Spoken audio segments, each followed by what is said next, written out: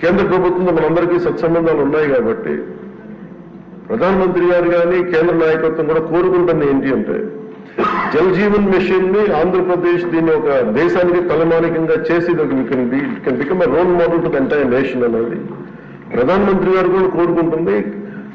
ఆయన అంతిమ లక్ష్యం కూడా ఏంటంటే కేవలం 2 గంటలు కాదు రావాల్సింది నీళ్లు, దాదాపు 24 గంటలు రావాలి నీళ్లు అనేది ఆ దిశగా కేంద్ర ప్రభుత్వం ఆలోచిస్తుంది అధ్యక్ష.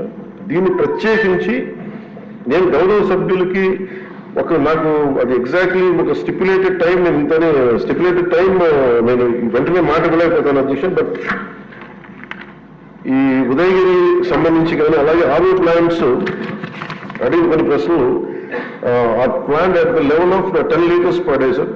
Jal Jeevan Mission aims at supply of clean and sustainable water at 55 liters per capita per day.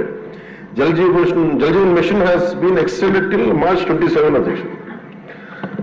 So time bound program అంటే జల్ జీవన్ మిషన్ ఇది 27లోపు ఎక్స్పైర్ అయిపోయే లోపు మొత్తానికి సాధ్యమైనంత మేరకు ఈ నీటి పూర్తిగా రక్షిత మంచినీరు సరఫరా అయ్యేలాగా, అలాగే ఈ మనకి సంబంధించిన ఈ సేఫ్టీ మనకి ఉన్న రక్షిత మంచినీటి ఏమైతే ఉన్నాయి పథకాలు ఉన్నాయో వాటన్నిటిని సద్వినియోగం చేసుకుని ఇది సభ్యులకు భవిష్యత్తులో సమస్య రాకుండా మటుకు ఉత్పన్నమయ్యేలాగా మేము చర్యలు తీసుకుంటాం అధ్యక్ష. This is my commitment to all the honorable members,